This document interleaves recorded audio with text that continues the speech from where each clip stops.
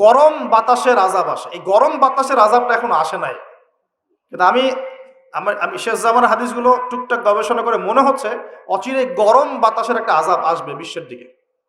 এবং নাসাও এটা নিয়ে গবেষণা করছে অলরেডি। সূর্যের মধ্যে অনেক রকম বিক্রিয়া হচ্ছে, তেজস্ক্রিয় বিক্রিয়া হচ্ছে ইত্যাদি, হিলিয়াম গ্যাসের অনেক বিস্ফোরণ হচ্ছে। এগুলোর ওয়েভ বা ফ্লোটা আস্তে আস্তে পৃথিবীর দিকে ধেয়ে আসবে। নবীজি বলেছেন ফালিয়ারতাকিবু ইনদা যালিকা রিহান হামরা। এই রিহান হামরা কথাটা এই হাদিসের মধ্যে আছে। তিরমিজির 2211 নম্বর হাদিস এটা আছে। গরম বাতাস ধেয়ে আসবে পৃথিবীর দিকে, গরম বাতাসের আযাব। গরম বাতাসের আযাব আসবে, ওয়া জালজালা এবং ভূমিকম্প। অন্য হাদিসে আসছে সানাওয়াতু জালাজিল, ভূমিকম্পের বছরগুলো। আর আসছে মুতানুন শাদীদ, বড় মহামারী। আর খসফুন মানে এই যে জমিন ধসে যাওয়া, মাসখান মানে চেহারা আকৃতি বিকৃত হয়ে যাবে। আর কযফান একটা আছে, কযফান মানে পাথরের বৃষ্টি বর্ষিত হবে। এই আযাবগুলো কখন আসে? এই পাপগুলোতে মানুষ যখন লিপ্ত হয়। আর আমাকে বলেন দেখি, এই পাপগুলোতে আমরা কম বেশি লিপ্ত আছে কি নাই? আর বড় বড় বস্তুবাদী শহরগুলোতে এই পাপগুলো বেশি না? এখানে মানুষ ওই হাদিসের উপর আমল করছে। এখন কোন হাদিস? নবী সাল্লাল্লাহু আলাইহি ওয়াসাল্লামের ইন্তেকালের ৮০ থেকে ৮৫ দিন আগে একটা হাদিস তিনি বলে গেছে, একদম শেষের দিকে, জীবনের শেষের দিকে। ওই হাদিসটাকে বলে হাদিসে জিবরিল। কি বলে? নবীজিকে জিবরাইল আলাইহিস সালাম মানুষের রূপ ধরে এসে জিজ্ঞাসা করেছিলেন যে কিয়ামত কবে হবে। নবীজিকে জিবরাইল আলাইহিস সালাম মানুষের রূপ ধরে সবার সামনে জনসমক্ষে এসে জিজ্ঞাসা করেছেন কিয়ামত কবে হবে। নবীজি বলছেন মাত্র দুটো আলামত বলেছেন। কয়টা ভাই? দুইটা। একটা হচ্ছে আনতালিদাল আমাতু রাব্বাতুহা, দেখবে যখন দাসী মনিবকে জন্ম দিচ্ছে। দাসী মনিবকে জন্ম দিচ্ছে মানে কি? সমাজের ন্যায় অন্যায়, হক বাতিল, হালাল হারাম, এই যে মানদণ্ড সব উল্টে যাবে। হালাল হবে হারাম, হারাম হবে হালাল, ন্যায় হবে অন্যায়, অন্যায় হবে ন্যায়, হক হবে বাতিল, বাতিল হবে হক, জায়েজ নাজায়েজ, নাজায়েজ জায়েজ। হ্যাঁ, মানুষ এই মানদণ্ড চেঞ্জ করে না এখন। বুঝতে পারছেন না মনে হয়? এখন সমাজে সত্য মিথ্যা, ন্যায় অন্যায়ের মানদণ্ড কি কোরআন সুন্নাহ এখনো টিকে আছে? এখন মানুষ নিজে যেটা ন্যায় মনে করে সেটাই ন্যায়, নিজে যেটাকে অন্যায় মনে করে সেটা অন্যায়, নিজে যেটাকে ভালো মনে করে সেটা ভালো, নিজে যেটাকে খারাপ মনে করে সেটা খারাপ। আল্লাহ যেটাকে হালাল করে দিয়েছেন মানুষ হারাম করে নিচ্ছে, আল্লাহ হারাম করে দিয়েছেন মানুষকে হালাল করে নিচ্ছে। হচ্ছে কি না এগুলা? তো এই যুগ চলে আসে নাই যে দাসী মনিবকে জন্ম দিচ্ছে না? মানে মানদণ্ড উল্টে গেছে। আমার কথা কি বুঝতে পারেন? মানদণ্ড উল্টে গেছে। জিনিস ভালো মন্দের, ন্যায় অন্যায়, হক বাতিলের মানদণ্ড উল্টে গেছে। বলেন তো সত্য মিথ্যার মানদণ্ড কি? আমার বুদ্ধি না আল্লাহর ওহী? কোনটা? সত্য মিথ্যা, ন্যায় অন্যায়, হক বাতিলের চূড়ান্ত মানদণ্ড কি? আমার বুদ্ধি নাকি আল্লাহ পাকের কোরআন সুন্নাহ? কোনটা? কিন্তু সমাজে কি সেটাই বাস্তবায়িত আছে 100%? 50%ও কি আছে? তো এই সমস্যাটা কি চলছে কিনা? তার মানে কি আমাদের এই বড় আলামতটা আমরা দেখছি কিনা? দেখছি। গেল দুই নাম্বারটা। নবী বলছেন ওয়া আনতারাল হুফাতাল উরাতাল আলাতা রিয়া আশাই ইয়াতাতাওয়ালুনা ফিল বুনিয়ান। নবীজি বলছেন যখন দেখা যাবে সমাজের সবচেয়ে দরিদ্র শ্রেণীর মানুষ, স্যান্ডেল কেনার টাকা ছিল না, কাপড় পরার টাকা ছিল না, এই শ্রেণীর মানুষ, রাখাল মানে গরু ছাগল চড়াতো, এই শ্রেণীর মানুষ উঁচু উঁচু অট্টালিকা নির্মাণের প্রতিযোগিতা করবে। ভালো করে বোঝেন, নবীজি বলছেন না ধনীরা, সমাজের ধনীরা অট্টালিকা নির্মাণের প্রতিযোগিতা করবে। নবীজি এই কথা বলছেন না হাদিসে। নবীজি বলছেন সবচেয়ে দরিদ্র শ্রেণীর মানুষ, রাখাল শ্রেণীর মানুষ, স্যান্ডেল নাই, গায়ে জামা নাই, এরা উঁচু উঁচু অট্টালিকা নির্মাণের প্রতিযোগিতা করবে। করছে কিনা? কিভাবে সম্ভব এই শ্রেণীর মানুষের অট্টালিকা নির্মাণ না নির্মাণের কম্পিটিশন করা? কিভাবে সম্ভব? এক, সুদের মধ্য দিয়ে; দুই, করাপশন দুর্নীতির মধ্য দিয়ে; তিন, অন্যের সম্পদ আত্মসাৎ করার মধ্য দিয়ে। এই সমস্যাগুলো চলছে কিনা সমাজে? এরাই যখন 10-20 তলা বিল্ডিং উঠাবে তখন তো আর মানুষকে মানুষই মনে করবে না।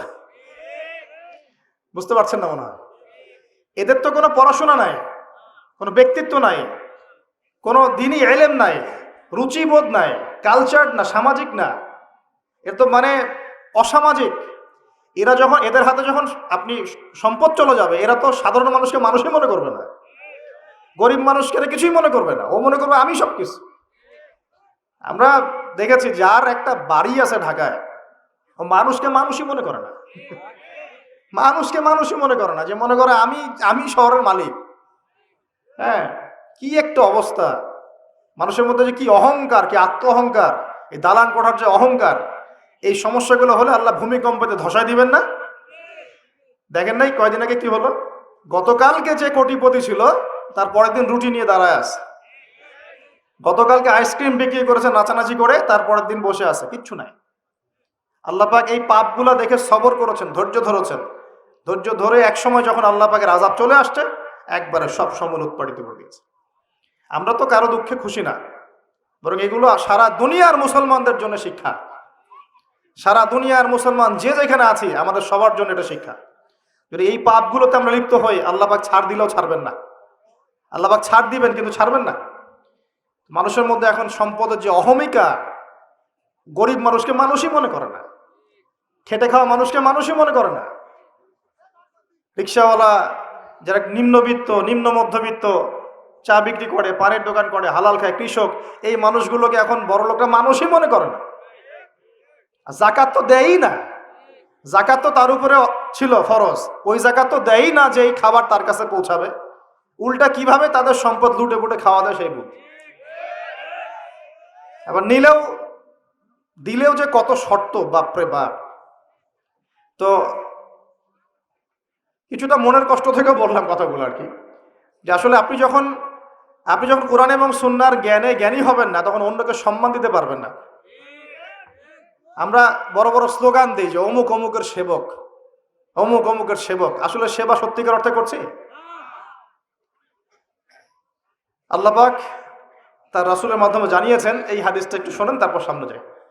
আল্লাহ পাক তার রাসূলের মাধ্যমে আমাদেরকে জানিয়েছেন, শোনো, আলা কুল্লুকুম রাইন, তোমাদের প্রত্যেকে হচ্ছে দায়িত্বশীল। তোমাদের প্রত্যেকেই দায়িত্বশীল। কেউ পরিবারের দায়িত্বশীল, কেউ ব্যবসা প্রতিষ্ঠানের দায়িত্বশীল, কেউ তোমার চাকরির প্রতিষ্ঠানের দায়িত্বশীল, কেউ সামাজিক দায়িত্বে আছো, কেউ প্রশাসনে, কেউ পররাষ্ট্র ইত্যাদি। তোমাদের প্রত্যেকেই দায়িত্বশীল।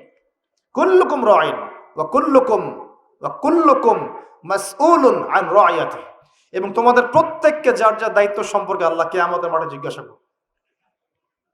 আমরা কি উত্তর দেওয়ার জন্য প্রস্তুত আছি ভাই? সবার আগে আমি দেখি, আমি আমার উপর দায়িত্বশীল না? মনে করেন আমি বা আমাদের মতো যারা আছেন, যারা দায়ী ইলাল্লাহ, আলেম ওলামা, যারা উম্মার জন্য ভালো চিন্তা করেন, জনগণকে পথ দেখানোর চেষ্টা করেন, তাদের উপর সবচেয়ে বড় আমানত হচ্ছে কোরআন এবং হাদিস।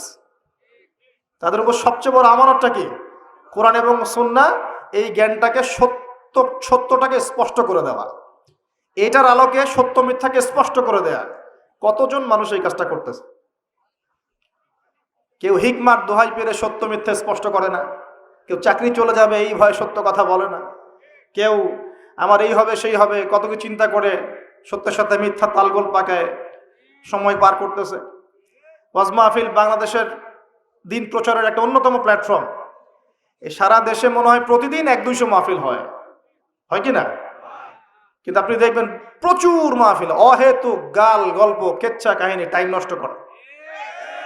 হয়তো একজন আয়োজন করেছে, ওদের টার্গেট আমি টাকা কালেকশন করব, আর বক্তাও এখানে সুযোগ নিবে, কালেকশনে এত % আমার,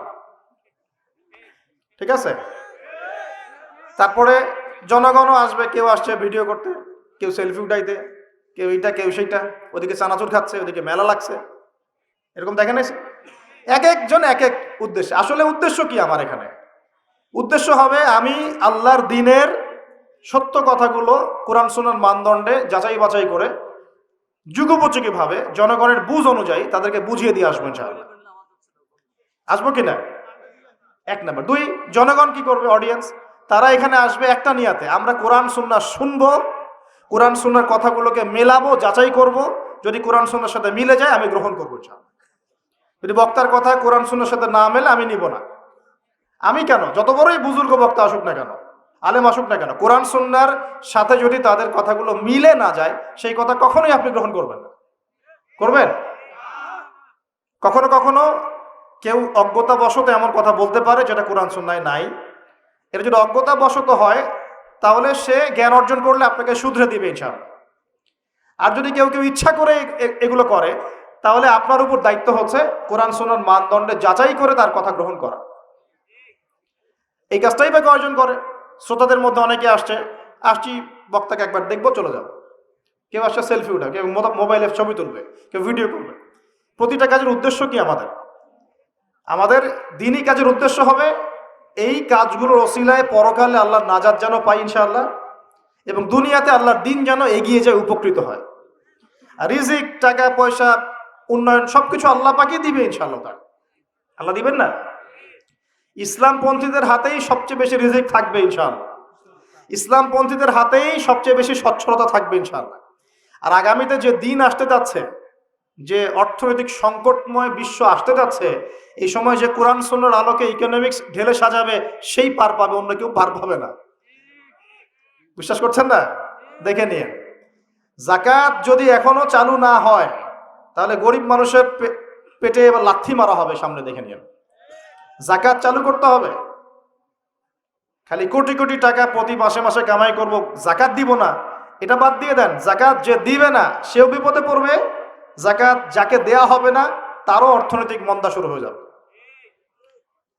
যাকাত আল্লাহ পাক দিয়েছেন কোরআনের অর্থনীতি মানে যাকাত, কোরআনের অর্থনীতি মানে ব্যবসা, কোরআনের অর্থনীতি মানে সাদাকা, কোরআনের অর্থনীতি মানে কৃষিভিত্তিক অর্থনীতি। এই পুরো বিষয়গুলোর মধ্যে সারা বিশ্বের অর্থনীতি পড়ে যায়। কিন্তু এখন আমরা এগুলো সব না হলেও অনেকগুলো অংশ সরিয়ে দিয়ে সুদ চালু করে এটা দিয়ে খাচ্ছি আর কি। সুদের পরিণাম ধ্বংস হবেই হবে, আজ হোক আর কাল হোক, সুদ ধ্বংস হবেই হবে। সারা দুনিয়া এখন দেখছে যে সুদ কিভাবে ধ্বংস হয়। সারা দুনিয়া এখন দেখছে সুদ কিভাবে ধ্বংস হবে। মনে রাখবেন, এর ফলে শুধু এক শ্রেণীর মানুষই লাভবান হবে। কোন শ্রেণী? যারা বুর্জোয়া শ্রেণী, যারা পুঁজিবাদী শ্রেণী, যারা ধনিক শ্রেণী, যাদের হাতে সম্পত্তি কুণ্ঠিগত থাকবে, এরা হয়তো পার পেয়ে যাবে এই দুনিয়াতে। কিন্তু মধ্যবিত্ত শ্রেণী আর নিম্ন মধ্যবিত্ত শ্রেণীর জীবনে এমন দুর্ভোগ নেমে আসবে সামনে, দেখে নিয়েন কি হয়। সুদের পরিণতি হচ্ছে ধ্বংস। সুদের পরিণতি মানেই ধ্বংস। সুদ যখন চালু হবে তখন আল্লাহ পাক কোরআনে বলছেন, ও যে ব্যক্তি সুদ খেলো সে যেন আমার এবং আমার নবীর সাথে যুদ্ধ করলো। একটা বলি তাহলে বুঝবেন। সূরা বাকারায় 200 সম্ভবত 79-80 এই আয়াতগুলোর দিকে আছে, 79-81। আল্লাহ পাক বলছেন, ইয়া আইয়ুহাল্লাযীনা আমানু, হে মুমিনগণ, ইত্তাকুল্লাহ, তোমরা আল্লাহকে ভয় করো। আল্লাহর কথা সহজ না? তোমরা আল্লাহকে ভয় করো। ওয়াযারু মা বাকিয়া মিনার রিবা, সুদ ছেড়ে দাও। সুদের অবশিষ্ট অংশ ছেড়ে দাও মানে সুদ ছেড়ে দাও। ওয়া ইল্লাম তাফআলু, যদি তোমরা সুদ না ছাড়ো, ফাআযানু বিহারবিন মিনাল্লাহি ওয়া রাসূলিহি, তাহলে আল্লাহ এবং তার রাসূলের সাথে যুদ্ধের ঘোষণা শুনে রাখো। কার কথাটা? আমি বানিয়ে বললাম? আপনার কিতাব। এই কিতাব আপনার বাসায় নাই? আপনি কি এই কিতাবের জন্য জীবন দিতে চান না? যখন এই কিতাবকে কেউ অবমাননা করে, আপনার তো গা জ্বলে, হৃদয় রক্তক্ষরণ হয়। কয়দিন আগে ওই যে সুইডেন না ডেনমার্ক, হ্যাঁ, আমি নামও ভুলে গেছি, ভুলে যাওয়াই ভালো। এগুলো মনে রাখাই খারাপ, কারণ এদেরকে মনে রাখে কি হবে? শুধু প্রথম কথা হচ্ছে যে ওই পশ্চিমা সভ্যতার মধ্যেই যারা বাক স্বাধীনতার কথা বলে, ব্যক্তি স্বাধীনতার কথা বলে, আর তাদের বাক স্বাধীনতা মানে হচ্ছে ছেলে ছেলে বিয়ে করতে পারবে, এটা ব্যক্তি স্বাধীনতা। আর বাক স্বাধীনতা মানে ইসলামের বিরুদ্ধে যা ইচ্ছা তাই বলতে পারবে, ইসলামের বিরুদ্ধে যা ইচ্ছা তাই বলতে পারবে, এটা হচ্ছে বাক স্বাধীনতা। আর আল্লাহ পাকের বিধানের বাইরে যা ইচ্ছা তাই করতে পারবে, মদ খাবে, সুদ খাবে, ঘুষ খাবে, জেনা করবে, পর্নোগ্রাফিতে থাকবে, যা ইচ্ছা করবে, এর নাম হলো ব্যক্তি স্বাধীনতা। এটা ওরা বিশ্বাস করে। তো সেখানে কোরআনকে অবমাননা করে দেখেছেন, তো তখন আপনার খারাপ লাগে নাই? একটু খারাপ লাগে নাই ভাই? কষ্ট হয় নাই? যদি সে আপনার ছেলে হতো আপনি কি করতেন বলেন? আপনার ছেলে যদি কোরআন পড়িয়ে দিত কি করতেন? এখন আমাকে বলেন, ওই কোরআনেই আছে সুদ খাওয়া মানে আল্লাহ এবং তার রাসূলের সাথে যুদ্ধ করা। আমি আর আপনি যে মানছি না, এখন আমাদের কি হবে বলেন? সে তো অমুসলিম, কোরআনে কি আছে জানেই না বেচারা। কোরআনের প্রতি অনেক ক্ষোভ, কারণ কোরআন ওদের সমস্ত জাহেলিয়াত, অন্যায়ের বিরুদ্ধে কথা বলে। এই জন্য কোরআনকে পুরাই দিতে চায় এবং নবীকেও গালিগালাজ করে, তাই না? ইসলামের বিরুদ্ধে দাঁড়ায় যায়, ইসলামের বিরুদ্ধে ওরা চেষ্টা চালায়, কারণ ওরা জানে না ইসলাম কি, ওরা বোঝে না কোরআন কি, ওরা বোঝে না মুহাম্মদ সাল্লাল্লাহু আলাইহি ওয়াসাল্লাম কে, তিনি কেমন আদর্শ, কেমন মানুষ, তিনি যে পুরো বিশ্বের জন্য রহমত, ওরা তো জানেই না, বোঝেই না। আমরা জানি না? এখন আমরা যে জানি, কিন্তু আমরা যে কোরআন পড়তে জানি না। আমরা তো জানি, কিন্তু আমরা তারপরেও যে কোরআন তেলাওয়াত করতে পারি না, জানার পরেও যে কোরআনের অর্থ কোনোদিন পড়ে দেখলাম না। আর গত বছর তো অর্থ পড়তে বলেছিলাম যে অর্থগুলো একটু পড়ে দেখেন, বাপরে বাপ, যে ধোয়াটা ধুইলো আমাকে, আমি একদম পরিষ্কার হয়ে গেছি, এমন ধোয়া ধুয়ে দিচ্ছে আর কি। কোরআনের অর্থ পড়ার দরকার নাই। আমি কি বলেছিলাম যে কোরআন তেলাওয়াত করলে কোনো নেকি হবে না? কোরআন তেলাওয়াত করলে কোনো নেকি হবে না, এই কথা বলেছিলাম না? বলেছিলাম যে কোরআন তেলাওয়াত শুধু তেলাওয়াত করে গেলে আপনি ভিতরের হকটা আদায় করতে পারবেন না। কোনটা বলেছে? আর কোরআনে আপনি সূরা ফাতিহা পড়লেন, কিন্তু সূরা ফাতিহার অর্থ আপনি বুঝলেন না। আপনি কি সূরা ফাতিহার মধ্যে আল্লাহ যা বলেছেন তাকে বুঝতে পারলেন? এই যে আয়াত একটা তেলাওয়াত করলাম, আপনি পড়তে পারলেন, ইয়া আইয়ুহাল্লাযীনা আমানু তাকুল্লাহা ওয়া যারু মা বাকিয়া মিনার রিবা ইন কুনতুম মুমিনিন ওয়া ইল্লাম তাফআলু ফাআযানু বিহারবিন মিনাল্লাহি ওয়া রাসূলিহি। আপনি কি কিছু বুঝলেন? তিলাওয়াত তো করলেন, প্রত্যেক হরফে 10 নেকি হলো, আপনার আমলনামায় প্রত্যেক হরফে 10 নেকি হলো, ঠিক আছে, বুঝলাম, মানলাম, কিন্তু এই আয়াত যে আপনি বুঝতে পারলেন না। কিন্তু এখন আমি যদি বলে দেই আয়াতের অর্থটা এমন, হে মুমিনগণ, আল্লাহকে ভয় করো, সুদ ছেড়ে দাও, যদি না ছাড়ো আল্লাহ এবং তার রাসূলের সাথে যুদ্ধের ঘোষণা শুনে রাখো, এবার কি কিছু বুঝতে পারলেন? বুঝতে পারেন নাই? তাহলে অর্থের দরকার নাই ভাই। আর কত সহজ করে বলবো বলেন তো ভাই, আর কত সহজ করে বোঝাবো? তা আমি যে এখন মুসলিম পরিবারে জন্ম নিয়েও যে আমি কোরআন তেলাওয়াত করতে পারছি না, অর্থটা পড়ে দেখছি না, নবীর হাদিসগুলো পড়ছি না, কোরআন রেগুলার একটু তেলাওয়াত করি না, কোরআনের একটু দাওয়াত মানুষকে দেই না, কোরআনের কাজে সাহায্য করছি না, এগুলো কি আমার অপরাধ হচ্ছে না? কে বড় অপরাধী তাহলে, তারা না আমরা? বলেন এবার। এখন কি দ্বিতীয় ওয়াদাটা করতে পারি? প্রথম ওয়াদা করেছেন দরুদ পড়বেন সকালে সন্ধ্যায় 10 বার করে, মনে আছে তো নাকি ভুলে গেছেন? আমাদের মেমোরি তো এখন মাছের মতো, অ্যাকুরিয়ামের মাছ আছে না, ওই মাছের মেমোরি ওখানে ঘোরে কেন সারাদিন জানেন?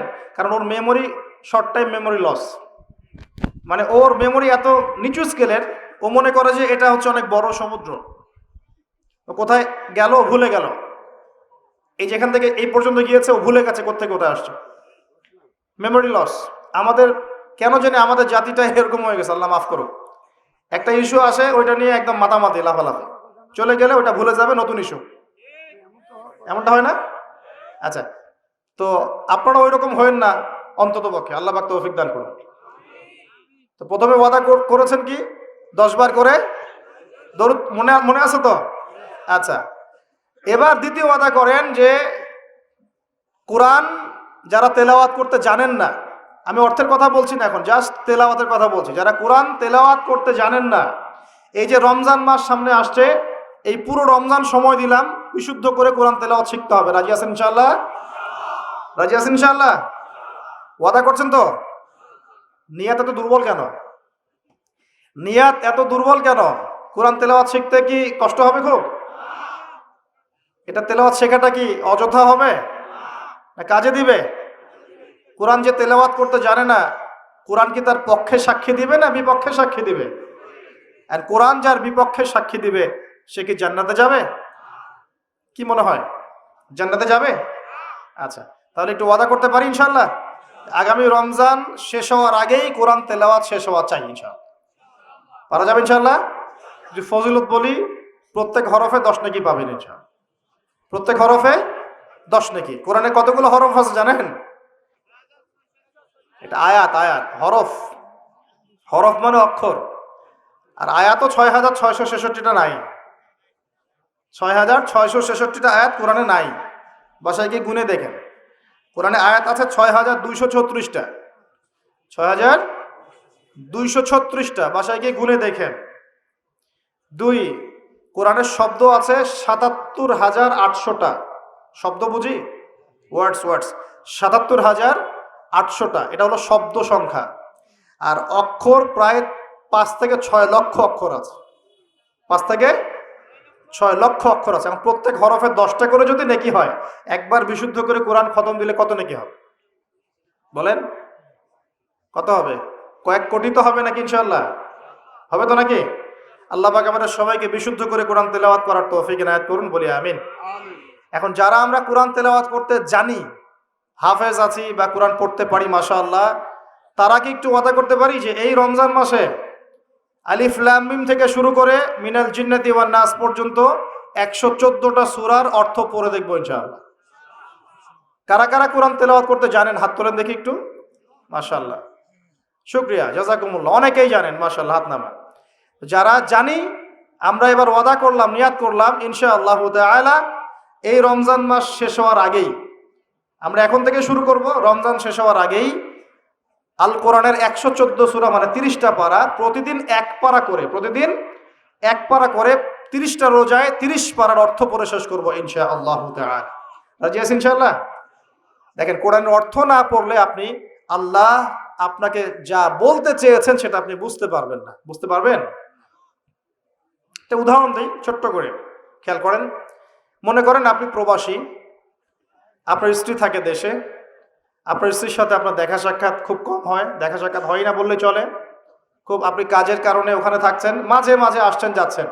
এখন স্ত্রী আপনাকে একটা মেসেজ পাঠিয়েছে, ফোনে স্ত্রী আপনাকে একটা 1 পৃষ্ঠার মেসেজ পাঠিয়েছে, আর মেসেজটা পাঠিয়েছে স্ত্রী ইংরেজি ভাষায়। কোন ভাষায় ভাই?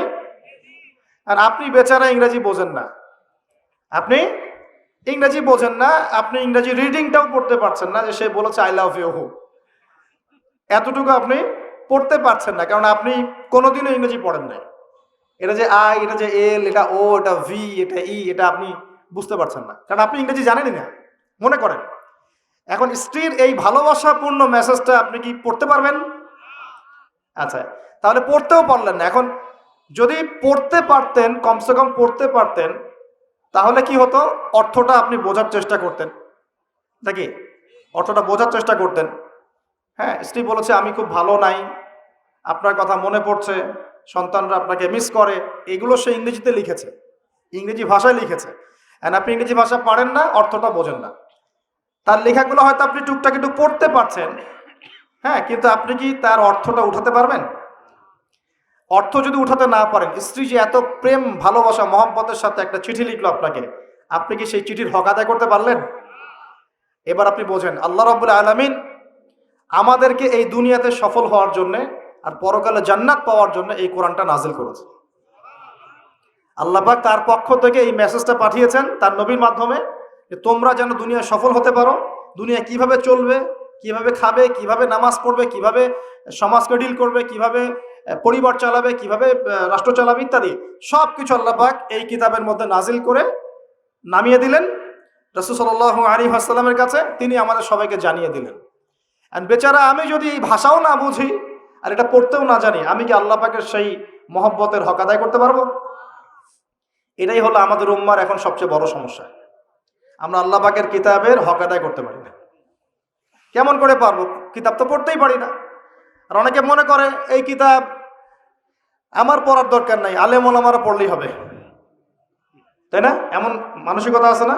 আরে ভাই আমি এত বুঝি না, আমি সাধারণ মুসলমান, হ্যাঁ, আমার এত সময় নাই, পরিবার আছে, ব্যবসা আছে, আমি খালি হাইয়া আলাস সালাহ বললে মসজিদে যাব, ব্যাস বাসায় চলে আসবো।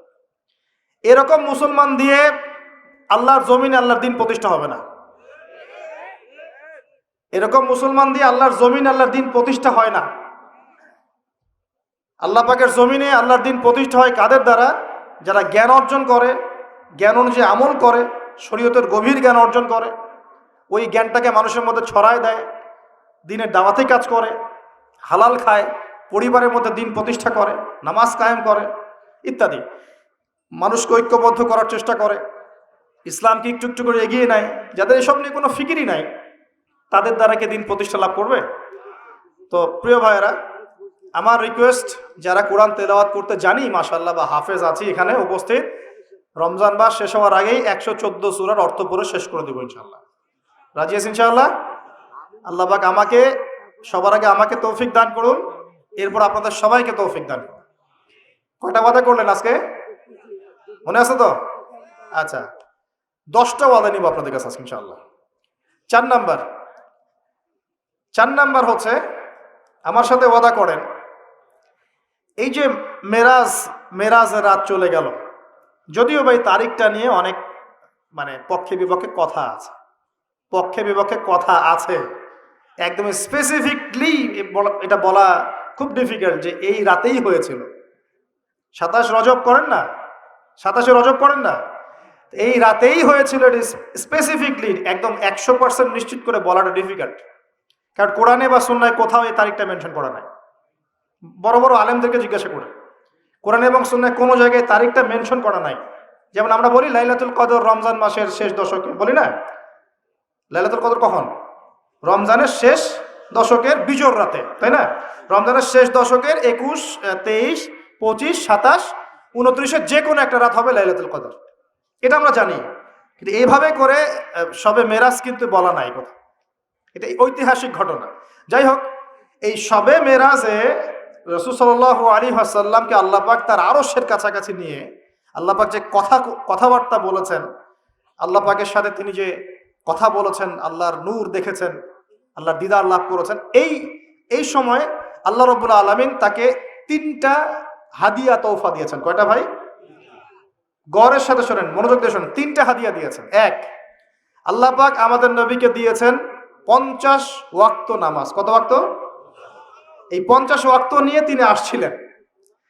আস্তে আস্তে পঞ্চম আসমানে দেখা হয়েছে নবী মুসা আলাইহিস সালামের সাথে। কোন নবী? মুসা আলাইহিস সালাম নাম তো জানেন। কোরআনে সবচেয়ে বেশি কোন নবীর নাম এসেছে এটা জানেন তো? হয়তো অনেকে জানতেন না। কোরআনে কিন্তু সবচেয়ে বেশি আমাদের নবীর নাম আসে না। কোরআনে সবচেয়ে বেশি এসেছে নবী মুসা আলাইহিস সালামের নাম, প্রায় 137 জায়গায়। কত জায়গায়? আরো কম বেশি হতে পারে, এটা আমাদের ছোট্ট গবেষণা, আল্লাহু আ'লাম বিসওয়াব। তো কারণ কোরআন খুললেই দেখবেন মুসা আর ফেরাউন, মুসা আর ফেরাউন আছে না? এখানে একটা প্রশ্ন করে রাখি, পরে উত্তর দিবেন। কেন কোরআনে মুসা আলাইহিস সালাম আর ফেরাউনের ঘটনা এত বেশি বর্ণিত হয়েছে? এটা ভাবতে থাকেন, পরে উত্তর দিবেন। কেন কোরআনে নবী মুসা আলাইহিস সালাম এবং ফেরাউনের নাম এত বেশি, এতবার কেন এই ঘটনা বলা হয়েছে? কোরআনে কি আল্লাহ শব্দের কোনো অপচয় করতে চান? তাহলে এতবার করে একটা কথা কেন বলছেন?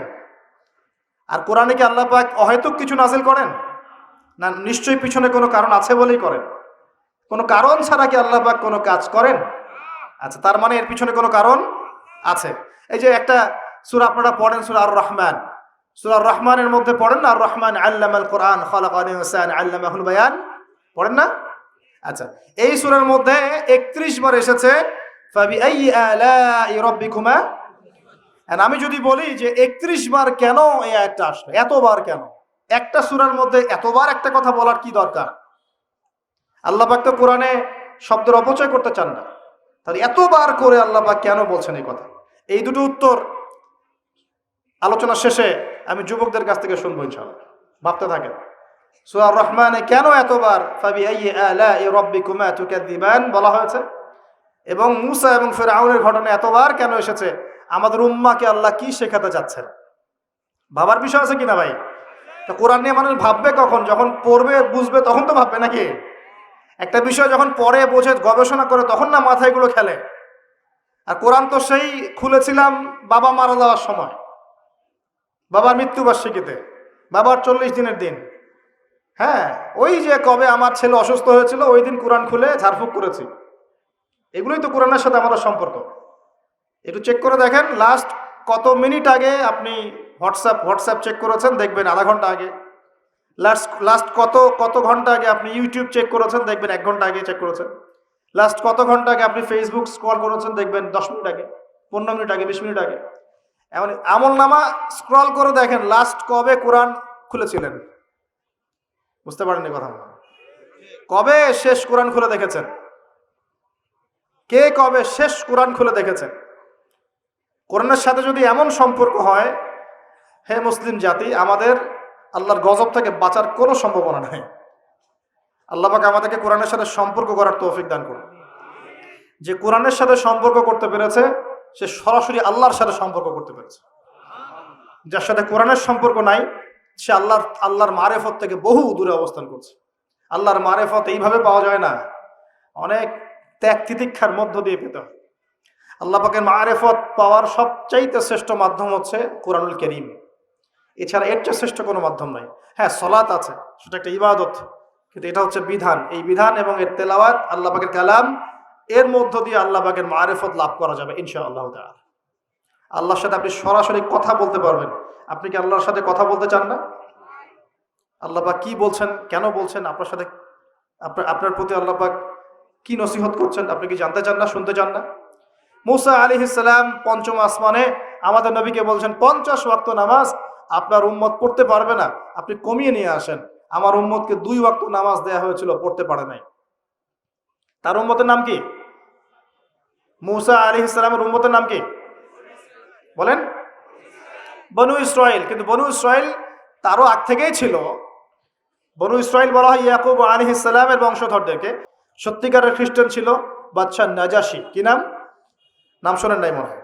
বাদশাহ নাজাশী ছিল নবী সাল্লাল্লাহু আলাইহি ওয়াসাল্লামের সময় এমন একজন খ্রিস্টান শাসক যার রাজ্যে কেউ জুলুমের শিকার হতো না। মুসলমানরা একসময় সেই রাজ্যে আশ্রয় নিয়েছিল এই মুশরিকদের অত্যাচার থেকে বাঁচার জন্য। এই বাদশাহ নাজাশী মুসলমানদেরকে আশ্রয় দিয়েছিল, তাদের ভরণ পোষণ, দেখাশোনা সবকিছু করেছিল। এই বাদশাহ নাজাশী যখন মারা যায়, আমাদের নবী নিজে তার গায়েবানা জানাজার নামাজ পড়েছে। তারা ছিল প্রকৃত খ্রিস্টান, যার সামনে জাফর রাদিয়াল্লাহু আনহু সূরা মারিয়াম তেলাওয়াত করেছিলেন। সূরা মারিয়ামের তেলাওয়াত শুনেই তিনি চোখ দিয়ে দরদর করে কান্না শুরু করেছেন। তো মুসা আলাইহিস সালাম কমাতে চাপ দিচ্ছেন। নবী সাল্লাল্লাহু আলাইহি ওয়াসাল্লাম একবার যাচ্ছেন 50 থেকে 45, 45 থেকে 40, 40 থেকে 35, এই করতে করতে করতে করতে 5 ওয়াক্ত নামাজ হলো। কত ওয়াক্ত? 5 ওয়াক্ত। এবার মুসা আলাইহিস সালাম বলছেন আরো কমায় নিয়ে আসেন, আমার উম্মত 2 ওয়াক্ত নামাজ পড়তে পারে নাই, আপনি আরো কমিয়ে নিয়ে আসেন। তখন নবী সাল্লাল্লাহু আলাইহি ওয়াসাল্লাম বলছেন আমি আমার রবের কাছে এই আরজি পেশ করতে লজ্জা বোধ করছি। কি বোধ করছি? লজ্জা বোধ করছি। তারপর আল্লাহ রাব্বুল আলামিন বললেন যে তোমার উম্মতের উপর আমি 5 ওয়াক্ত নামাজই ফরজ করলাম, এই হাদিয়া দিলাম, কিন্তু তারা যদি 5 ওয়াক্ত নামাজ পড়ে 50 ওয়াক্তের নেকি দেওয়া হবে। আর কিছু চাই ভাই? 5 ওয়াক্ত নামাজ পড়লে আমরা প্রতিদিন 50 ওয়াক্ত নামাজ পড়ছি। শুধু তাই নয়, আল্লাহ পাক বলে দিলেন তোমার উম্মতের কোনো ব্যক্তি যে কোনো ভালো কাজ করুক না কেন তাকে 10 গুণ বাড়ায় দেওয়া হবে। 1 টাকা দান করেছেন, 10 টাকার নেকি দেওয়া হবে। 1 রাকাত নামাজ পড়লেন, 10 রাকাতের নেকি দেওয়া হবে। একটা সেজদা করলেন, 10টা সেজদার নেকি পাওয়া যায়। একবার সুবহানাল্লাহ বললেন, 10 বার সুবহানাল্লাহ বলার নেকি পাওয়া যায়। একবার সূরা ফাতিহা বললেন, 10 বার পড়ার নেকি পাওয়া যায়। এতিমের মাথায় একবার হাত বুলিয়েছেন, 10টা এতিমের মাথায় হাত বোলানোর নেকি হবে। একটা বিয়ে করলে তাহলে 10টা বিয়ের নেকি হবে নাকি ভাই? হ্যাঁ, আচ্ছা, হ্যাঁ হ্যাঁ, স্ত্রীর মুখে যদি খাবার তুলে দেন, স্ত্রীর মুখে যদি খাবার তুলে দেন, এই খাবার তুলে দেওয়ার বিনিময়েও আল্লাহ পাক নেকি দিবেন ইনশাআল্লাহ।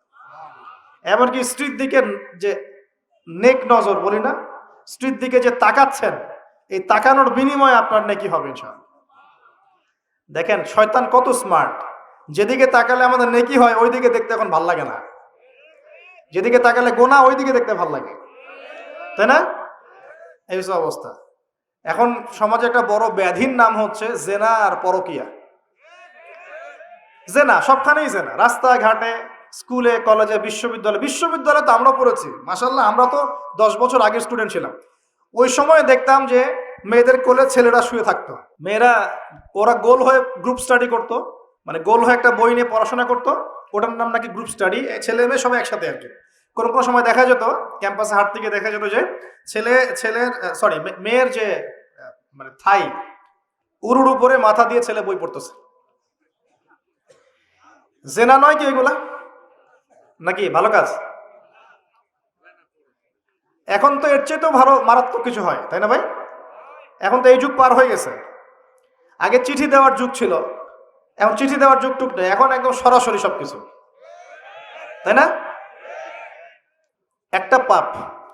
একটা পাপের কারণে আল্লাহ পাকের মহামারী নেমে আসে, আল্লাহ পাকের পক্ষ থেকে মহামারী নেমে আসে। সেই পাপটার নাম হলো ফাহেশাত, অশ্লীলতা, নোংরামি, জেনা, ব্যভিচার, পরকীয়া। যে নোংরামি না এগুলা, এই পাপগুলোর কারণে আল্লাহর পক্ষ থেকে এমন এমন রোগ ব্যাধির জন্ম হয় যে রোগগুলো আগে বিশ্বের মধ্যে ছিল না। এই কথাটা হাদিসের মধ্যে আছে। এই অবৈধ জেনা এবং ব্যভিচার, পরকে, এইসব সম্পর্কের কারণে আল্লাহর পক্ষ থেকে এমন কিছু আযাব আসে, এমন কিছু রোগ আসে, ব্যাধি আসে, মুসিবত আসে, যা এই দুনিয়াতে আগে কখনো ছিল না। আপনারা কি এইডসের নাম আজকে থেকে 50-100 বছর আগে শুনেছিলেন কখনো? কেউ শুনেছিল? এখন আশঙ্কাজনক হারে এগুলো বাড়ছে কিনা? কোনো চিকিৎসা আছে এগুলোর? তাহলে মনে করছেন এগুলো কি আল্লাহর পক্ষ থেকে আযাব না? আল্লাহর আযাব না এগুলা? আমরা এখন এমন একটা জায়গায় চলে আসছি, আসলে কি বলবো, এখনকার নিউজগুলো এমন যে কোনো জায়গায় কোনো ক্ষেত্রে দেখা যায় যে বৈধ সম্পর্ক যেগুলো আছে না, বৈধ সম্পর্ক মাহরাম, এই মাহরামদের মধ্যেও অবৈধ যৌন সম্পর্ক চলতেছে না। এগুলো পেপার পত্রিকা আসে, এগুলো দেখা যায়, অনলাইনে ঢুকলে দেখা যায়। আল্লাহ পাক আমাদের সবাইকে চরিত্র পবিত্র রাখার তৌফিক দান করুন। ভাই, চরিত্র পবিত্র রাখার জন্য একটা আমি পরামর্শ দিই, নিজেকে ভালো কাজে ব্যস্ত রাখেন। নিজেকে ভালো কাজে ব্যস্ত রাখেন, সেটা সামাজিক কাজও হতে পারে। সমাজ কল্যাণমূলক কাজ করেন না, জনসেবা করেন, মানুষের সেবা করেন, মানুষের কাছে থাকেন, সোশ্যাল ওয়ার্ক করেন। এই যে অ্যাসোসিয়েশন আছে না কিছু সামাজিক, নন পলিটিক্যাল, নন প্রফিটেবল কিছু ফাউন্ডেশন থাকে না, মানুষের কল্যাণে কাজ করেন, ইফতারের প্রজেক্ট করেন সামনে, ঠিক আছে? তারপরে শীতবস্ত্র হয়, তারপরে যে ত্রাণ রিলিফ, মানে মানুষের কল্যাণ, বৃক্ষরোপণের কাজ, তারপরে আপনার এই যে রক্তদান কর্মসূচি, এই টাইপের যে ভালো ভালো কাজ, সমাজ কল্যাণমূলক কাজ, এই সমাজ কল্যাণমূলক কাজগুলো করলেও মনটা বড় হবে ইনশাআল্লাহ। ভালো কাজে ব্যস্ত থাকবেন, আপনি দেখবেন মাথার মধ্যে শয়তানি নাই। যখন মানুষের কাজ নাই, সারাদিন অলস বসে থাকে, মাথার মধ্যে দুনিয়ার শয়তানি ঘোরাফেরা করতে থাকে।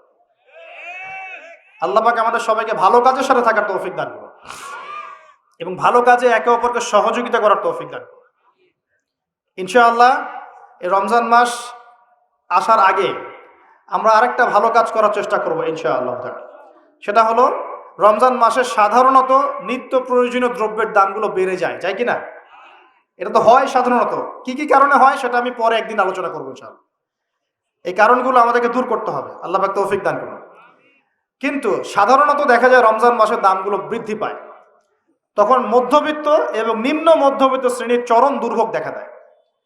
তারা অনেকেই দেখা যায় লোক লজ্জায় মানুষের কাছে হাত পাততে পারে না, কাউকে বলতে পারে না, কিন্তু ওদের ঘরে অভাব থেকে যায়।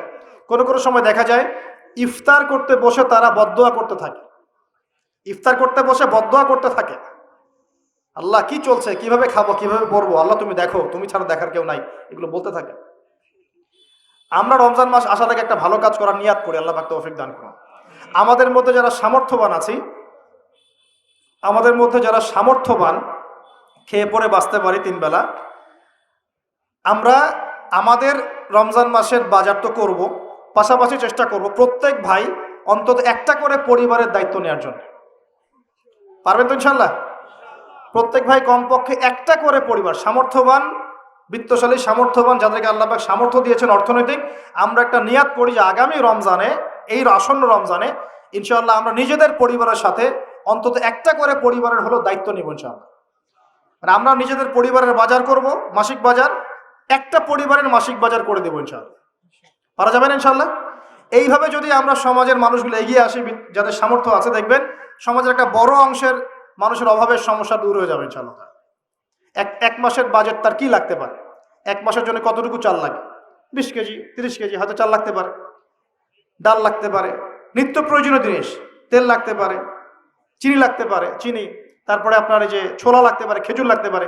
একটা প্যাকেজ করে আমি চেষ্টা করব আমার পরিবারের সাথে অন্তত একটা করে পরিবারের দায়িত্ব নেওয়ার জন্য।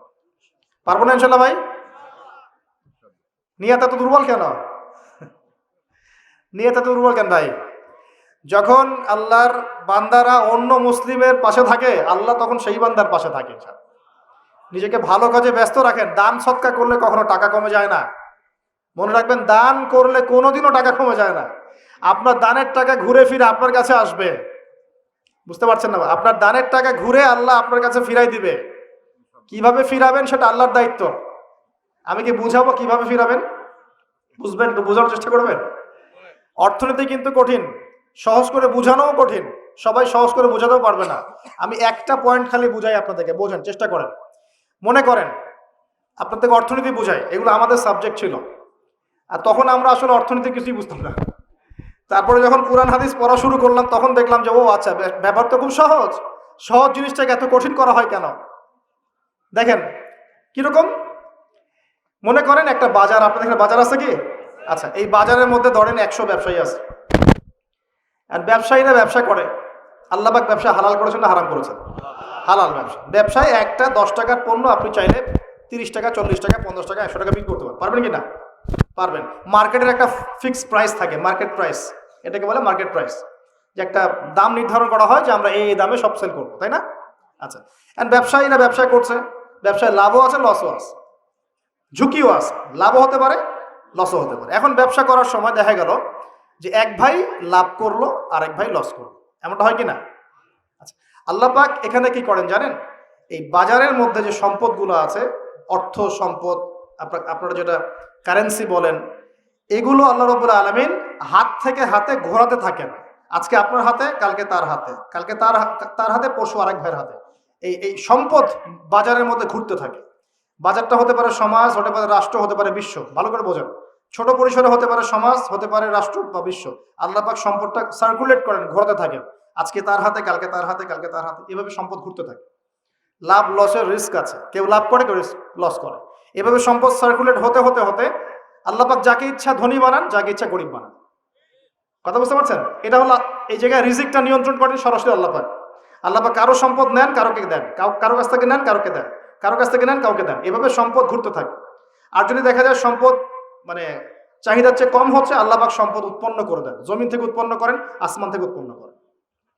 আমি মানে বুঝাতে পারছেন না? এরপরও যদি দেখা যায় যে সমাজে সংকট হতে করতে হয়, যদি একটা রাষ্ট্রের সংকট হচ্ছে, অন্য রাষ্ট্র থেকে আমদানি করতে হয়। এভাবে একটা সিস্টেম চলে, ইসলামিক সিস্টেম। এখানে ব্যবসা হচ্ছে মূল। এখানে দায়িত্ব আল্লাহ নিয়ে নেন, কাউকে ধনী করবেন, কাউকে গরিব করবেন। সম্পদ ঘুরতে থাকবে, ঘুরতে থাকবে। এভাবে আল্লাহ পাক আপনার এই যে ধনী ব্যক্তি, মনে করেন যে সম্পদ এখানে লাভ করেছে, এই ব্যক্তির উপর আবার জাকাত ফরজ আছে। কি আছে? জাকাত ফরজ আছে। এখন এই যখন ধনী হবে, নিসাব পরিমাণ সম্পদ আসবে, তখন এ জাকাত দিবে গরিবকে। তখন যার হাত থেকে সম্পদ চলে আসছে, ওর কাছে আবার সম্পদ ফিরে যাবে। সুবহানাল্লাহ। বুঝতে পারলেন কি কিভাবে সম্পদ আল্লাহ পাক ঘোরান? এর জাকাত ছাড়াও আছে সাদাকা।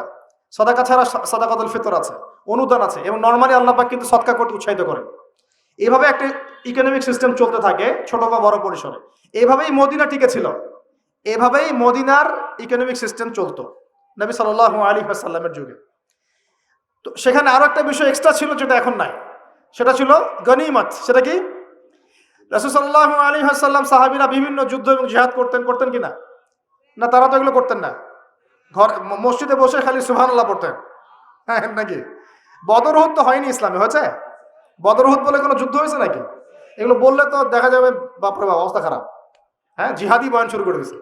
এগুলো কি ইতিহাসে আছে কি নাই? যখনই মুসলিমরা যুদ্ধে গিয়েছে এবং জয় করেছে, তখন বিপুল গনিমতের সম্পদ লাভ করেছে। বুঝতে পারছো? গনিমত মানে ওই যে যাদের সাথে যুদ্ধ হচ্ছে, ওদের সব সম্পত্তি মুসলিমরা তখন পেয়ে যায়, কারণ ওগুলো ছেড়ে ওরা পালিয়ে যায়। এটা এর মধ্য দিয়ে মুসলিমরা ব্যাপক সচ্ছলতার মুখ দেখেছিল। খায়বারের যুদ্ধে জয়ের মধ্য দিয়ে মুসলিমরা প্রায় 1/3 সম্পদ পেয়েছিল আরবের মধ্যে। জাজিরাতুল আরবের 1/3 সম্পদ শুধু খায়বার যুদ্ধ জয়ের মধ্য দিয়ে লাভ করা হয়েছে। ওইটা তো নাই, এখন ক্লোজড। আমি ওগুলো বাদ দিয়ে এই সিস্টেমগুলোর কথা বললাম, সাদাকা, ব্যবসা ইত্যাদি ইত্যাদি। তার মানে ইসলামিক ইকোনমিক সিস্টেমের মধ্যে আল্লাহ পাক সম্পত্তি নিয়ন্ত্রণ করছেন এবং কাউকে ধনী বানাচ্ছেন, কাউকে গরিব করছেন। সম্পদ হাতে হাতে ঘুরছে। যে ধনী সে আবার জাকাত দিচ্ছে, তখন গরিবের কাছে ধনীর সম্পত্তি চলে আসছে। বুঝতে পারছেন কি ভাই কিছু? আচ্ছা, কঠিন হচ্ছে আলোচনা মনে হয়। আচ্ছা, একটু কঠিন শোনেন। খালি কি আর উঠবস করা, ঢেলে দেই, চা খাই, কফি খাই শুনলে হবে? হ্যাঁ, এগুলোই শুনলে হবে খালি? ভালো করে শুনি ইনশাল্লাহ। এখন চলমান সিস্টেমে কি সমস্যা হয়? যখন আপনি ব্যবসাটাকে গুটিয়ে নিয়ে সুদটাকে প্রাধান্য দিচ্ছেন, মানে সুদের মধ্যে কি লাভ লস দুটা রিস্ক আছে, ঝুঁকি আছে কোনো? সুদে আপনি যখন খান, আপনি কি বলেন যে ঠিক আছে আমি 100 টাকা নিলাম, ব্যবসায় লাভ হলে আমি দিব 50%, লস হলে 50%। এটা তো সুদ না, এটা তো সুদ না। এটা কি সুদ?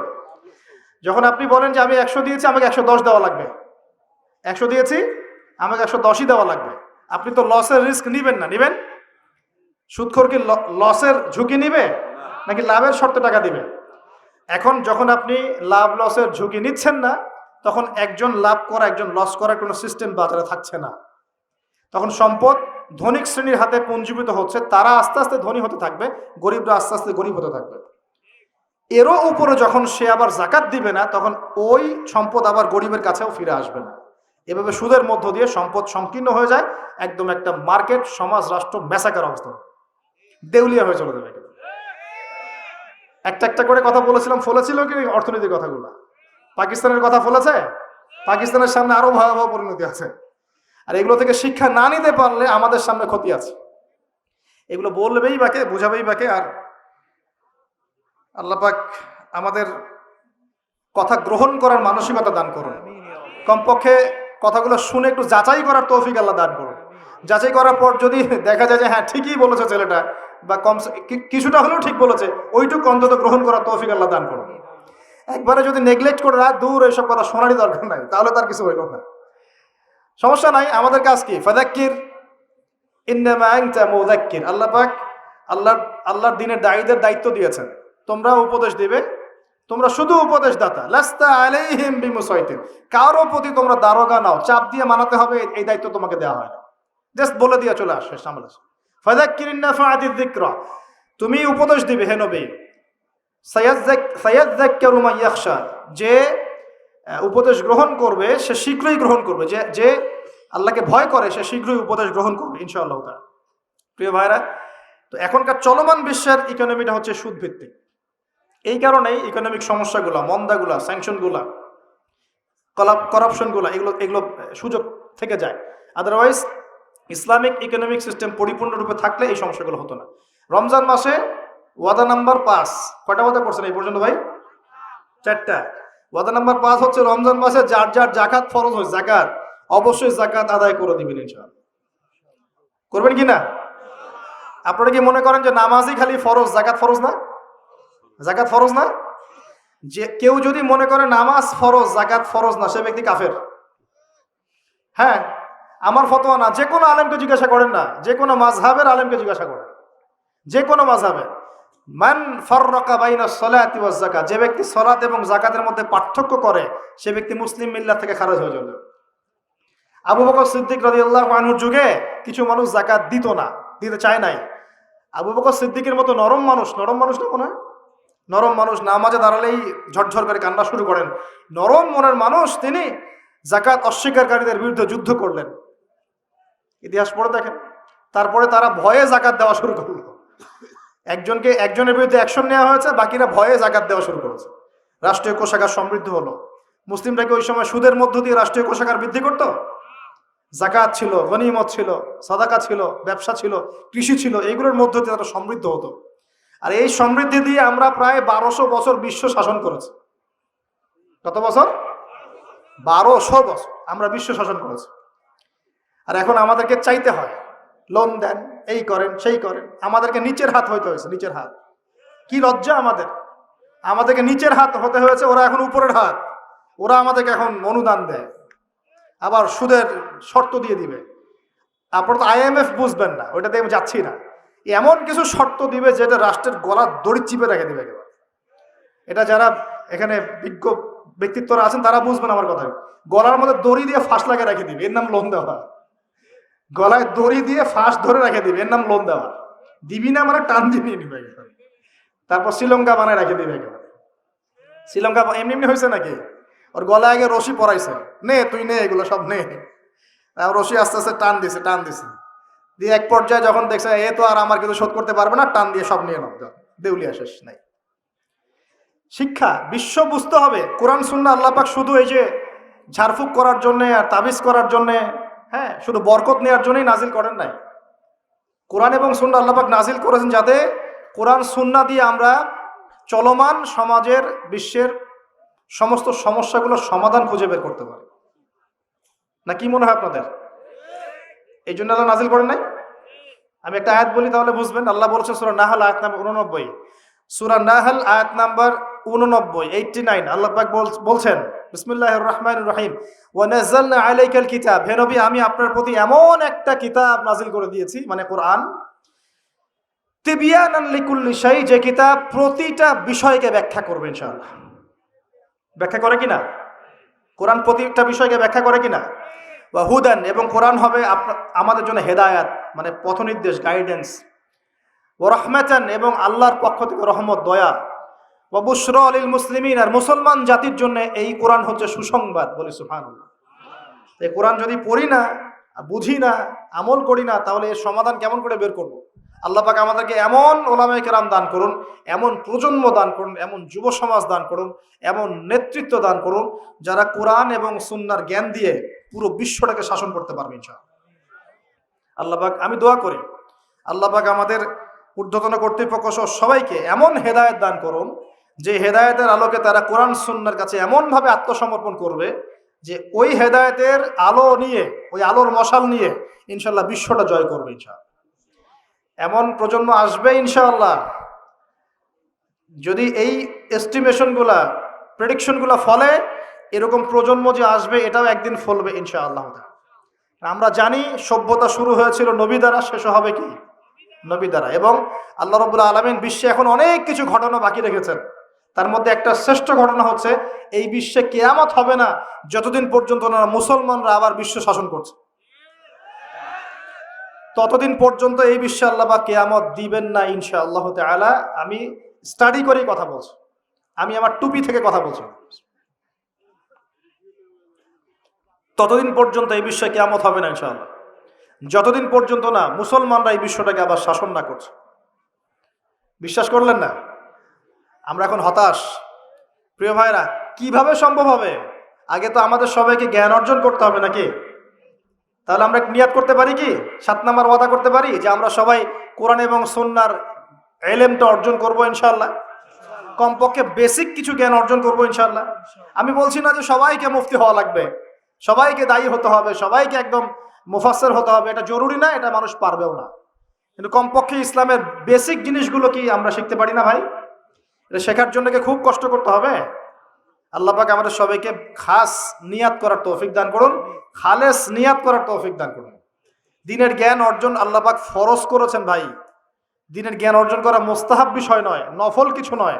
তালাবুল ইলমি ফরিদা আলা কুল্লি মুসলিম, প্রত্যেক মুসলমানের উপরেই দ্বীনের ইলম অর্জন করাটা ফরজ। এটা কি নফল?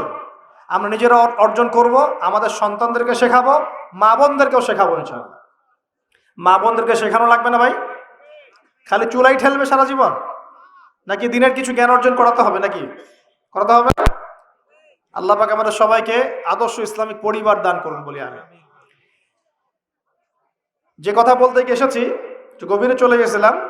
আপনারা যাকাত দিয়েন, রমজান মাসে আল্লাহর ওয়াস্তে যাকাতগুলো দিয়ে দিয়েন, এবং আল্লাহর ওয়াস্তে একটু ওয়াদা করেন আর যাই করেন অর্থনৈতিক জীবনে সুদের সাথে সম্পৃক্ত হবেন না।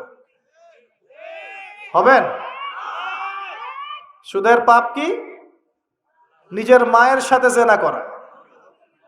এই হাদিস কেউ শোনায় নাই ভাই? সুদের পাপের 70টা বা 73টা শাখা আছে। তার সবচেয়ে উঁচুটা আমি বলেছি কোরআন থেকে, আল্লাহ এবং তার রাসূলের সাথে যুদ্ধ করা। সবচেয়ে নিচের পাপটা কি জানেন? সবচেয়ে নিচের পাপ হচ্ছে নিজের মাকে বিয়ে করা। নাউজুবিল্লাহ।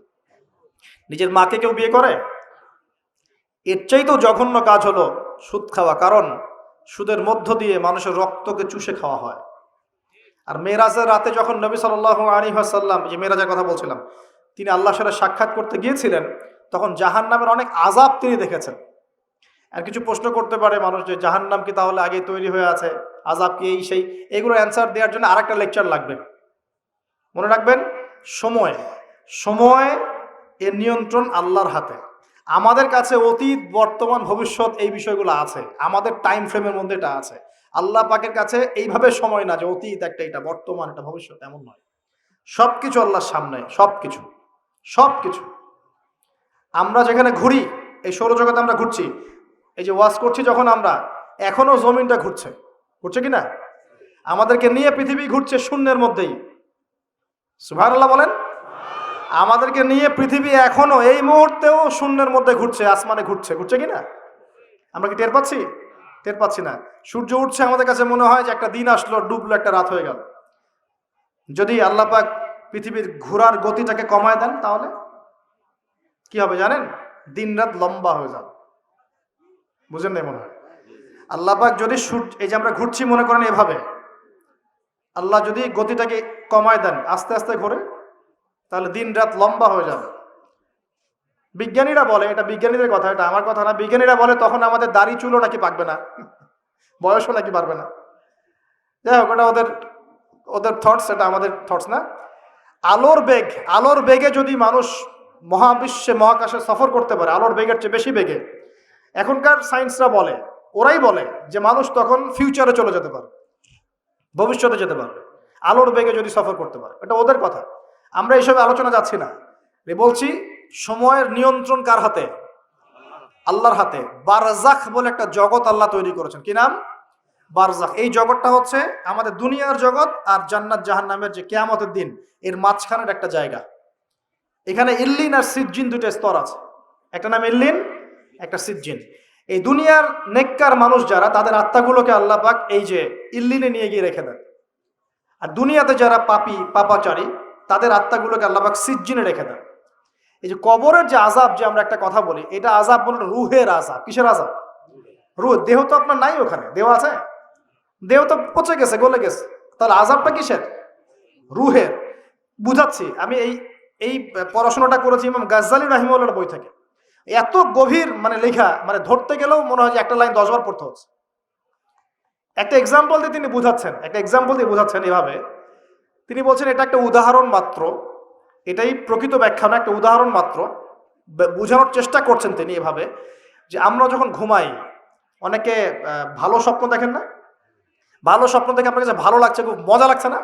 স্বপ্নের মধ্যে আপনি কি মানে ভালো ফিল করছেন, মাশাআল্লাহ ভালো লাগছে, ঘুরছেন ফিরছেন খাচ্ছেন। যখন কোনো খুব ভালো আপনি একটা স্বপ্ন দেখেন, আপনি কিন্তু ভালো লাগে।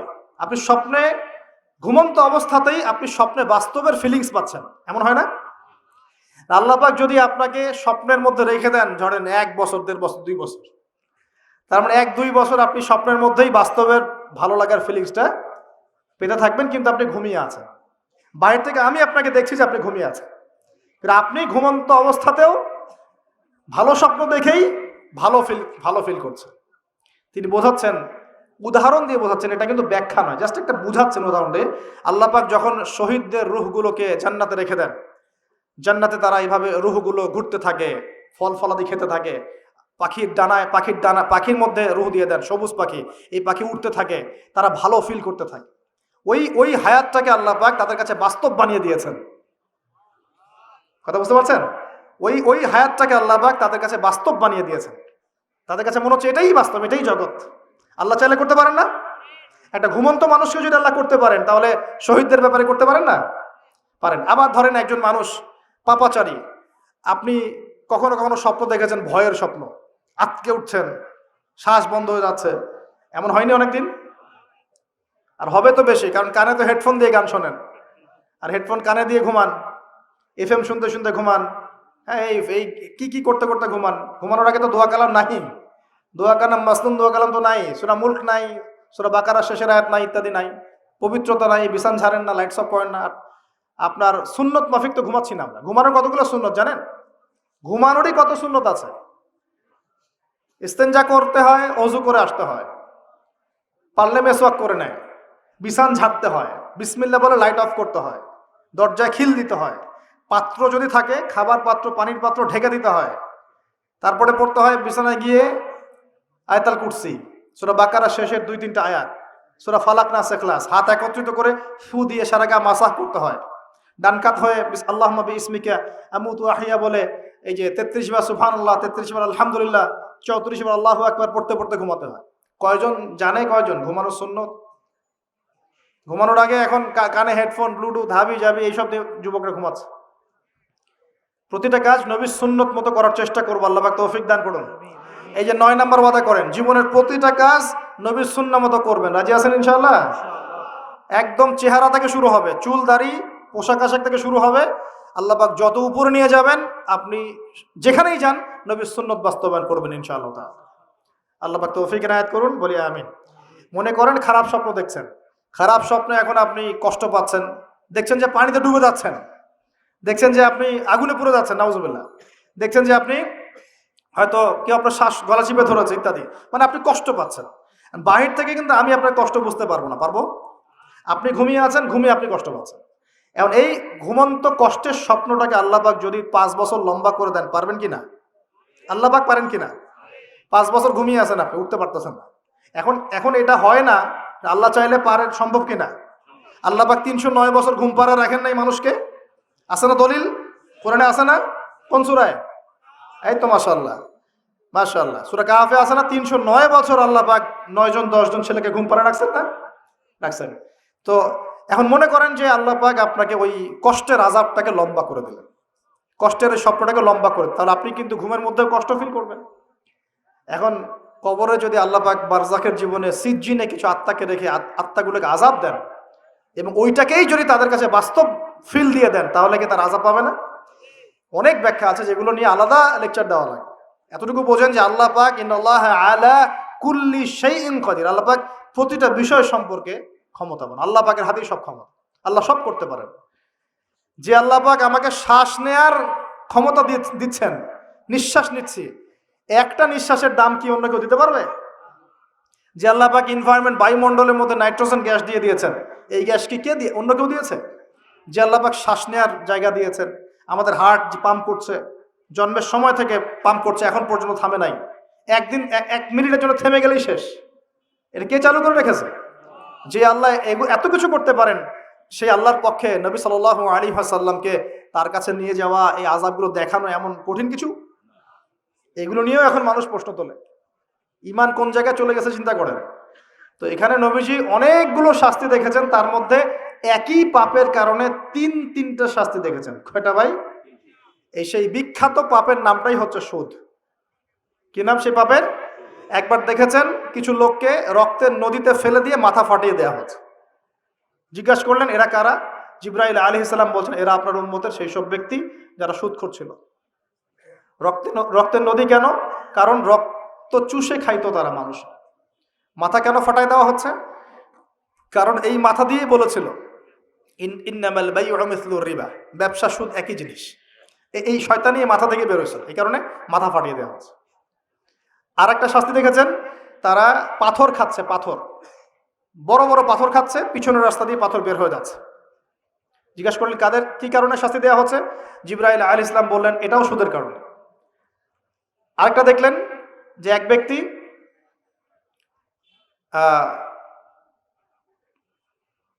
রক্তের নদী বলেছে, হ্যাঁ রক্তের নদীতে সাঁতার, এটা একটা বলেছে, একটা হচ্ছে পাথর খাওয়া।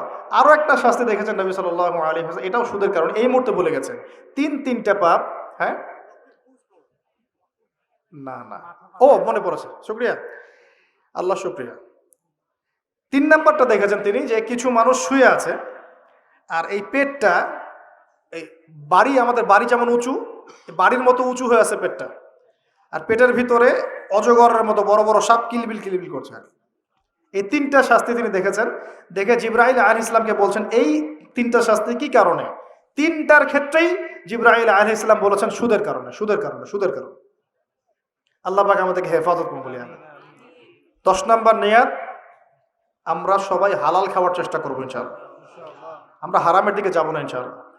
হালাল রিজিক আল্লাহ যতটুকু দিবেন এতটুকুতে সন্তুষ্ট থাকবো ইনশাআল্লাহ। এবং যদি আমি সামর্থ্যবান হই, ধনী হতে আল্লাহ পাক নিষেধ করেন নাই, ধনী হতে আল্লাহ নিষেধ করেন নাই, ব্যবসা করতে নিষেধ করেন নাই, ধন সম্পদ আল্লাহ পাক অর্জন করতেও নিষেধ করেন নাই, কিন্তু দুনিয়ার পূজা করতে আল্লাহ নিষেধ করেছে, দুনিয়ার মোহে ডুবে যেতে আল্লাহ নিষেধ করেছেন। সম্পদ ওসমান রাদিয়াল্লাহু আনহুরও ছিল, কিন্তু সেই সম্পদ তিনি তার প্রয়োজনে যতটুকু লাগতো এতটুকু ব্যয় করতেন, বাকিটা আল্লাহর রাস্তায় ব্যয় করতেন। ওসমান রাদিয়াল্লাহু আনহুর মতো ধনী হতে কোনো সমস্যা আছে? কোনো আপত্তি আছে? একটা আমল তার জীবনী থেকে পাওয়া যায়, এটা পড়ে আমার কাছে এত মানে নিজেকে এত ছোট মনে হচ্ছে যে কাশ যদি এই আমলটা আমি করতে পারতাম। বলে দেব, চেষ্টা করছি যে করার, আপনারাও করার চেষ্টা করেন। উসমান রাদিয়াল্লাহু আনহু ধনী ছিলেন কিনা, তো নবীর কাছে গিয়ে বলছেন যে আমার ধন সম্পদ খুব বেশি বাড়ছে, ইয়া রাসূলুল্লাহ আপনি সম্পদ একটু কমানোর দোয়া করেন তো আমার জন্য। চিন্তা করা যায় মানুষ এমন দোয়া কেউ করবে এই যুগে? আচ্ছা, নবী সাল্লাল্লাহু আলাইহি ওয়াসাল্লাম বললেন তুমি উটের পিঠে, গাধার পিঠে খাওয়া দাওয়া করো, ঠিক আছে, খাওয়া দাওয়া করো। তো তিনি খাওয়া দাওয়া করেন। এখন কয়দিন পরে, কয়দিন বলতে কতদিন আল্লাহ ভালো জানেন, তিনি এসে বলছেন ইয়া রাসূলুল্লাহ আমার তো সম্পদ আরো আগের চেয়ে বাড়তেছে দেখি, আপনি কি দোয়া করলেন? সম্পদ আরো বাড়া শুরু করেছে এখন। তখন তিনি বলছেন যে তুমি যখন খাও তখন তোমার হাত থেকে যদি খাবার পড়ে যায় তুমি কি করো? তখন তিনি বলেছেন, আমি আমার হাত থেকে খাবার যদি পড়ে যায়, একটা দানাও যদি পড়ে যায়, আমি উটের পিঠ থেকে নেমে সেই খাবারটাকে তুলে পরিষ্কার করে তারপর খাই। উসমান রাদিয়াল্লাহু আনহু এত ধনী মানুষ, তিনি প্রতিবেলায় 100 মানুষকে খাওয়াতে পারেন, কোনো সমস্যা নেই। তিনি একাই তাবুকের যুদ্ধে 30,000 সৈন্যের দায়িত্ব নিয়েছেন। 30,000 সৈন্য 3 মাস যাবে, যাত্রা বিরতি করবে, খাবে দাবে, তাদের ঘোড়া অস্ত্রশস্ত্র সব দায়িত্ব একজন ব্যক্তি বহন করেছেন, উসমান রাদিয়াল্লাহু আনহু। কত বড় ধনী আপনি চিন্তা করেন। উনার মতো ধনী কোনো পররাষ্ট্রমন্ত্রীও নাই পৃথিবীতে এখন পর্যন্ত, কোনো বিশ্ব নেতাও নাই ওনার মতো ধনী, এখন কেউই নাই। আর উনি কিন্তু তার এই ধন সম্পদ সুদের মধ্য দিয়ে অর্জন করেন নাই, তার ধন সম্পদ দুর্নীতির মধ্য দিয়ে অর্জন করেন নাই। তার ধন সম্পদ তিনি কিন্তু এই যে অন্যের সম্পদ অন্যায়ভাবে দখল করে অর্জন করেন নাই। তিনি সম্পদ অর্জন করেছেন বৈধ পন্থায়, হালাল ব্যবসা করেছেন। ব্যবসা করেছেন নাকি না? এই যে আমল, তো নবীজি বলছেন যে তোমার আমল যদি এমনই হয় তাহলে তোমাকে আল্লাহ পাক সম্পদ দিবে না, কাকে সম্পদ দিবে? মানে তুমি আল্লাহ পাকের যে সম্পদ রিজিকের যে শুকরিয়া আদায় করো, কৃতজ্ঞতা প্রকাশ করো যে আল্লাহ আমাকে ভালোবেসে রিজিকটা দিয়েছেন, আমার হাত থেকে পড়ে গেছে, আমি তুলে খাই। এই যে আল্লাহ পাকের নেয়ামতের প্রতি তোমার যে শ্রদ্ধা, যে সম্মান, এর এর এর শুকরিয়া স্বরূপে আল্লাহ পাক তোমাকে এরকম সচ্ছল বানায় দিচ্ছেন, আর তো কিছু করার নাই। তো উসমান রাদিয়াল্লাহু আনহুর মতো ধনী হতে কোনো সমস্যা আছে? তিনি কৃপণ ছিলেন না, তিনি আল্লাহ পাকের নেয়ামতের শুকরগুজার ছিলেন। ভুল ব্যাখ্যা নেবেন না, তিনি আল্লাহ পাকের নেয়ামতের শুকরগুজার ছিলেন। আমরা আল্লাহ পাকের নেয়ামতের শুকরিয়া আদায় করবো ইনশাআল্লাহ, এবং যা রিজিক আল্লাহ আমাদেরকে দিয়েছেন এতে সন্তুষ্ট থাকবো ইনশাআল্লাহ, এবং হালালভাবে চলার চেষ্টা করব। আল্লাহ পাক আমাদেরকে ধন দিলে সেই ধন সম্পদ যতটুকু আমার পরিবারের জন্য প্রয়োজন, বাড়তিগুলো আমরা আল্লাহর পথে দান সাদাকা করবো ইনশাআল্লাহ। আল্লাহ পাক আমাদের সবাইকে আল্লাহর রাস্তায় দান করার তৌফিক এনায়েত করুন, আমিন। এখানে একটা রিকোয়েস্ট আছে আমার কাছে, মাদ্রাসার জন্য কিছু অনুদান আদায়ের ব্যাপারে আমাকে কথা বলতে অনুরোধ করা হয়েছে। যারা উপস্থিত আছেন আপনারা হালাল সম্পদ থেকে আল্লাহর রাস্তে এই মাদ্রাসার উন্নয়নের জন্য দান করবেন, আমি রিকোয়েস্ট করছি। শেষ করার আগে আমি এই হাদিসটার ফিনিশিং দিয়ে শেষ করছি। 3টা গিফটের প্রথমটা দেয়া হয়েছে 5 ওয়াক্ত নামাজ। এই উম্মতের যে কোনো ব্যক্তি যদি 5 ওয়াক্ত নামাজ পড়ে 50 ওয়াক্ত নামাজের নেকি পাবে ইনশাআল্লাহ। আমরা কি নিয়াত করতে পারি না ভাই যে আমরা 5 ওয়াক্ত নামাজ পড়বো ইনশাআল্লাহ? যে কোনো অবস্থায় নামাজ পড়বো ইনশাআল্লাহ। যদি দাঁড়াতে না পারেন কি করবেন? বসে পড়বেন। বসেও পড়তে পারছেন না কি করবেন? শুয়েও পড়তে পারছেন না কি করবেন? পারা যাবে তো ইনশাআল্লাহ। আর নামাজ কি ভাই আমাদের এই যে 3G 4G নামাজ পড়বো ভাই? হ্যাঁ, 3G 4G নামাজ পড়বো? এটা আবার কোন নামাজ যে নামাজে রুকু করলে সেজদা পাওয়া যায় না, সেজদা করলে ওঠার সময় পাওয়া যায়? এমন নামাজ হয় না সমাজে কিছু? এই নামাজগুলো আল্লাহর ওয়াস্তে বাদ দেন। আল্লাহর ওয়াস্তে রিকোয়েস্ট করছি যে 3G 4G নামাজ বন্ধ করেন। নামাজটা ধীর স্থিরভাবে পড়ার চেষ্টা করেন, নামাজটা বুঝে পড়ার চেষ্টা করেন। নামাজেই আপনি আল্লাহকে পাবেন ইনশাআল্লাহ। যে কোনো সমস্যার সমাধান নামাজেই হবে ইনশাআল্লাহ। সেজদা লম্বা করেন, সেজদায় বেশি বেশি দোয়া করেন, ইনশাআল্লাহ তাআলা আল্লাহ আপনার দোয়া শুনবেন, আল্লাহ আমার দোয়া শুনবেন ইনশাআল্লাহ।